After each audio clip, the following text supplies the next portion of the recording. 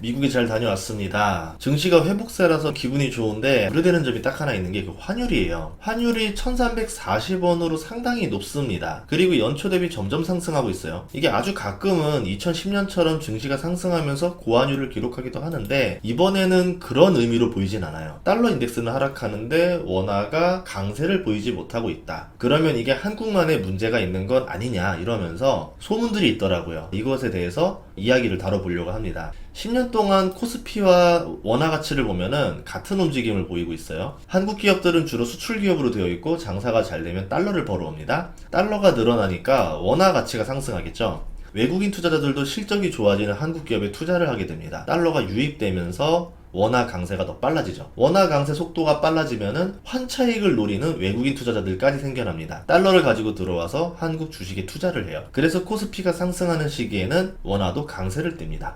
그런데 2023년 들어서 그렇지 않은 모습을 보이고 있어요. 설날 이후에는 코스피가 좀 더 상승했지만 원화 가치는 약세로 돌아서면서 디커플링이 발생하죠. 환율이 1300원을 넘어갑니다. 반면에 달러는 약세를 유지하면서 미국 증시는 상승하고 있어요. 미국은 정상대로 가고 있고 코스피는 이례적인 모습을 보여주고 있는 거죠. 시장에서는 무역 적자 때문에 이렇다라고 말을 합니다. 반도체 쪽이 적자가 심하니까 무역 적자가 나고 그러니까 환율이 올라가는 거 아니냐 이렇게 말을 하는데 10년 동안 무역 적자도 있었었고 반도체 부진도 여러 번 있었어요. 근데 디커플링이 이렇게 크게 나진 않았었죠. 한국만의 부동산 리스크다, 기업 리스크다 이렇게 이야기도 하지만 제가 볼 때는 중국을 먼저 의심하는 게 맞습니다. 달러의 흐름과 반대로 위안화도 가치가 약세인데요. 1달러당 7위안이 넘어가면은 위안화가 약세다라고 봐요. 그것도 심각하다라고 봅니다. 근데 벌써 7위안에 다가가죠. 그러면 지금의 환율 문제는 중국 때문에 일어나고 있다 라고도 볼 수 있어요. 위안화와 원화의 커플링을 보시면 지금도 깨지지 않고 동조화되고 있죠. 위안화가 약세니까 원화도 약세로 가는 겁니다. 달러와 다른 움직임이죠. 이거는 한국이 중국의 영향을 받는 리스크에 노출되어 있다는 뜻입니다. 어떤 리스크일지는 이 지표로 알 수가 없는데요. 중국의 경기 침체 우려가 가장 큰데 중국은 리오프닝 이후에 경기가 회복되는 모습을 보여주고는 있지만 시장의 예상만큼은 보여주고 있지 못해요. 의외로 왜 이거밖에 못 살아나? 이런 의심을 주고 있습니다. 중국의 소매 판매 전년 대비 증가율을 보면은 빠르게 경기가 회복되는 것처럼 보이지만 이거는 작년에 봉쇄했던 것 때문에 벌어진 기저효과고 시장의 예상치에는 미치지 못하고 있어요. 이번에도 시장 전망치는 21%였는데 실제로는 18.4%밖에 안 나왔죠. 예상치 하회입니다. 우리가 봤을 때 어닝 쇼크죠. 그만큼 회복이 약하다는 뜻이거든요. 중국의 청년 실업률은 20%가 넘습니다. 일을 하고 싶어도 일할 곳이 없다라는 뜻으로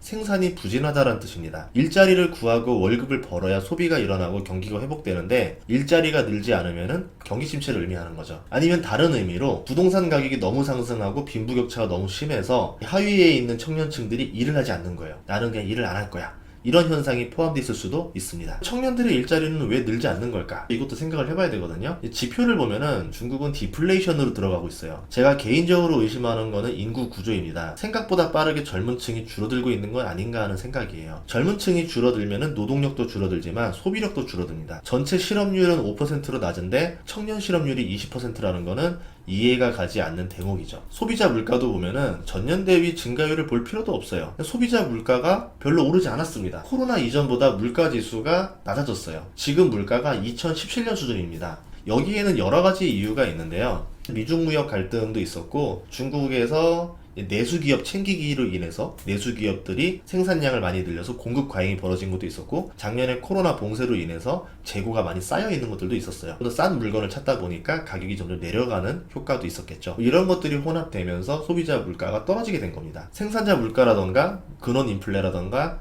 수입 물가라던가 이런 것들도 보면은 바닥을 치고 있는데 실제로 중국에 들어오는 수입 물가가 옛날보다 훨씬 더 저렴한 상태로 들어와 있습니다. 물론 품목에 따라 좀 다르겠지만 대체적으로 공산품, 특히 일본에서 들여온 물건들이 좀 더 저렴하게 팔리고 있죠. 이런 것들을 봤을 때 다른 나라들은 인플레로 고생을 하고 있는데 오히려 중국은 디플레가 벌어지고 있는 게 아니냐 이렇게 볼 수도 있습니다.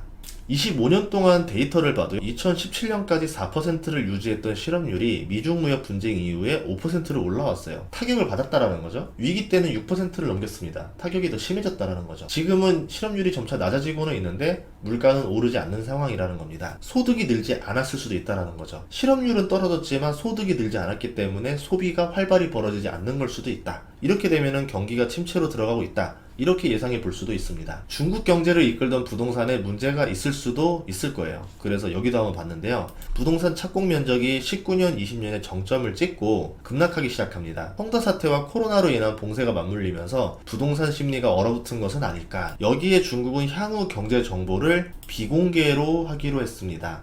이제 중국에 대한 정보를 알기가 더 어려워졌어요. 그러면 왜 정보를 공개하지 않는 것일까? 그만큼 상황이 좋지 않은 건 아닐까? 이렇게 우려가 될 수도 있죠.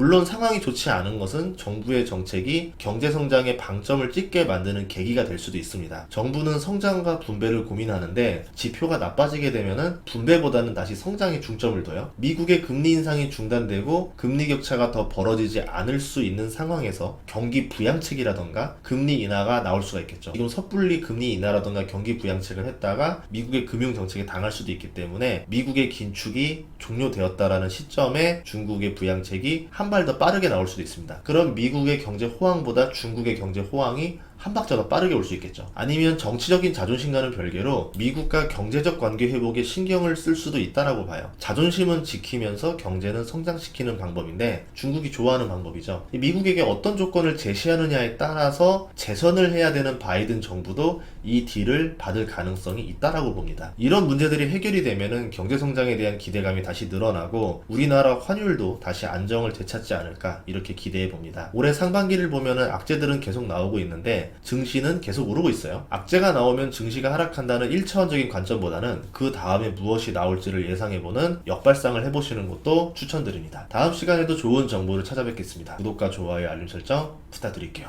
고맙습니다.